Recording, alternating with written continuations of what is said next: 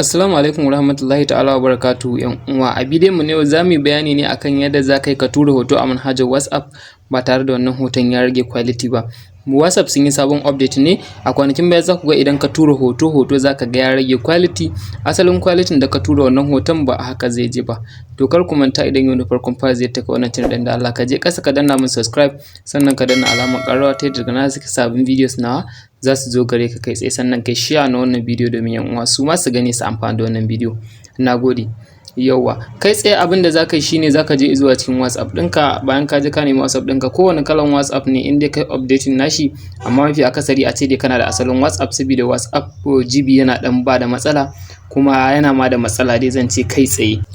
Za mu shiga zuwa cikin WhatsApp ɗinmu, muna using da WhatsApp business ne. Gashi nan bayan mun shiga za mu buɗe security WhatsApp ɗinmu. Bayan WhatsApp ɗinmu ya buɗe, za mu je mu nemo wanda muke so mu tura wa wannan ɗin kenan. Za mu je mu tura masa. To bayan mun shigo zuwa cikin inda za mu tura masa wannan hoton, sai mu danna akai. Bayan mun danna akan inda za mu tura hoto kenan, za mu je mu danna akan gallery namu. Za mu danna akan gallery. Bayan mun danna gallery, sai mu je mu zaɓo wannan hoton da muke buƙata mu tura masa kenan.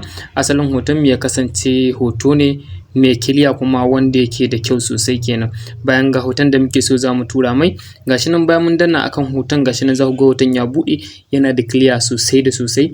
To a haka idan a da ne, idan ka tura wannan hoto zai WhatsApp za su yi duplicating na wannan kiliyan, amma yanzu da ka zo nan gurin ga inda aka rubuta HD. To daga ka zo inda aka rubuta HD din nan, zaka danna akai. Gashi nan za ku ga ya saka photo quality, ga na farko standard quality, na biyu HD quality. Idan ka bar shi a standard quality, idan ka tura wannan hoto, to hoton qualityn sa zai rage. Sai ka danna akan HD quality, gashi nan za ku ga yi ticking inda aka rubuta HD din, za ku ga good kenan. Zai tafi a wannan asalin quality da yake kenan, asalin kiliyan da wannan hoton yake a haka zai je. To bayan ka danna wannan ticking din, kawai sai ka tura wa mutum Dare, sai ka tura masa wannan hoton, shikenan.